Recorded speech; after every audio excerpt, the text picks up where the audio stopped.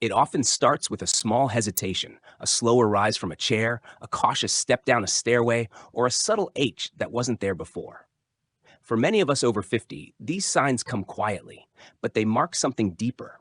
Our knees, the very joints that carry us through life, begin to resist us. I know this experience well, not because of a dramatic injury, but because of years of unnoticed shifts, silent inflammation, and nutritional neglect. And what surprised me the most wasn't that I was feeling pain, it was how little I understood the biology behind it. I began searching not for quick fixes or injections, but for something foundational. That search led me to three nutrients that changed how my knees and my body function day to day: vitamin D3, vitamin K2, and magnesium. These aren't new, exotic discoveries. They've existed in our biology all along. But the way they interact with each other and with our aging systems deserves much more attention, especially if we want to age with strength and dignity. Most of us grow up hearing about calcium and its role in bone health. That message is everywhere: milk, strong bones, healthy aging. But calcium doesn't work alone. Without the right partners, it might never reach your bones. Or worse, it could settle in places it shouldn't, like your arteries or joint linings. That's where this nutrient trio comes in, acting like a carefully coordinated team. One brings calcium in, one directs where it goes, and one ensures the entire process runs smoothly. Vitamin D3 is where many people begin and often stop when thinking about bone or joint support. It's essential for calcium absorption. Without it, the calcium you get from food or supplements may never make it out of your gut. But D3 also plays a deeper role in regulating inflammation and immune function, which is especially important in joints that are irritated or swollen.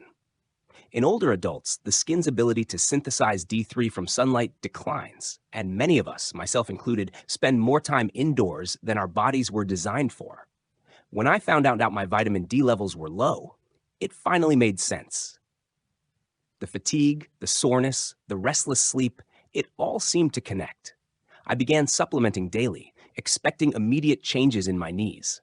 While I did feel better in terms of energy and mood, the pain persisted. That's when I learned about vitamin K2. Vitamin K2 isn't just another vitamin, it's the director in this calcium story.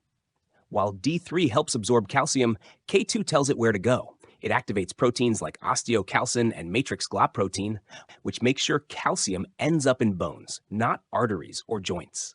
In the absence of K2, calcium may settle into soft tissues and cause more stiffness, exactly what we're trying to avoid. I began using K2 in its MK7 form, known for its longer circulation in the body. This was when my knees finally began to respond in a noticeable way. I noticed I could stand up without the usual creak, and going downstairs no longer required a mental countdown. My knees weren't perfect, but they were cooperating. Still, I knew the story wasn't complete. That's when magnesium entered the picture, not as a bonus, but as a requirement. Magnesium plays an unsung but vital role in this trio. It's often left out of discussions about joint and bone health, but without it, the entire system becomes inefficient. Magnesium is a cofactor in the enzymatic reactions that activate vitamin D into its usable form. Without enough magnesium, vitamin D remains inactive, and calcium cannot be properly managed in the bloodstream or transported effectively to where it's needed. That alone makes magnesium indispensable for anyone trying to reduce joint pain or improve skeletal health. When I added magnesium glycinate to my routine, chosen for its bioavailability and gentle effect on digestion, I noticed changes that weren't dramatic, but deeply meaningful. The low-level tightness in my legs that I used to ignore? Gone. My sleep improved, and I felt less fatigued in the mornings. My knees weren't just better, they were stable, less reactive, more dependable. I hadn't changed my exercise routine. I hadn't lost weight. I had simply given my body something it had been missing all along. Many people don't realize that magnesium deficiency is common, especially among older adults. Up to 60% of seniors don't meet the recommended daily intake. The problem isn't just inadequate diet. It's also reduced absorption with age, interactions with medications, and higher needs due to stress or inflammation. Blood tests often fail to detect the deficiency because only about 1% of the body's magnesium circulates in the bloodstream. The rest is stored in bone and muscle, the very tissues most affected by joint stress and inflammation. What's fascinating is how interconnected everything becomes as we age. Joint pain may seem like a mechanical problem, wear and tear, cartilage loss, maybe arthritis. But underneath that is a complex matrix of hormonal signals, nutrient delivery, and immune responses. Inflammation doesn't start and stop at the joint. It's influenced by oxidative stress, blood flow, and the presence or absence of key nutrients that regulate tissue repair and immune balance. This is why the combination of D3, K2, and magnesium matters so much more than taking any of them in isolation. The improvements I experienced weren't miraculous. They were gradual, and they only happened because I gave it time. That's something I try to emphasize when people ask me about these nutrients. This isn't about instant relief. It's about equipping your body to repair itself properly. We live in a culture that promises fast fixes, but joints don't heal with shortcuts. They heal with stability, repetition, and nutrition that supports every layer of the repair process.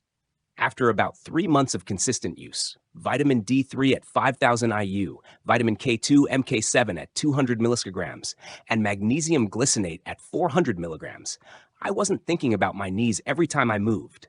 They no longer dictated my day. I could kneel in the garden without flinching.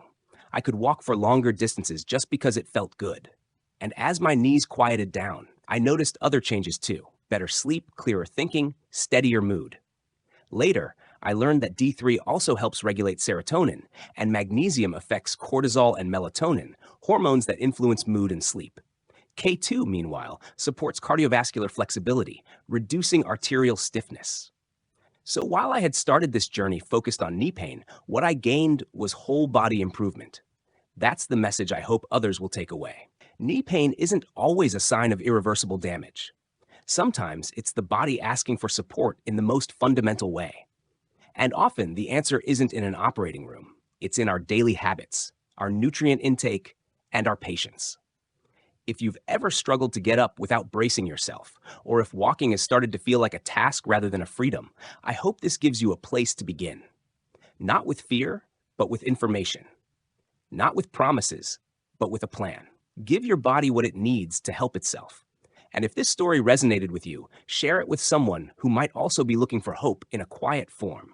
Like, follow, and stay curious. Because aging doesn't mean giving up. It means learning how to adapt wisely and well.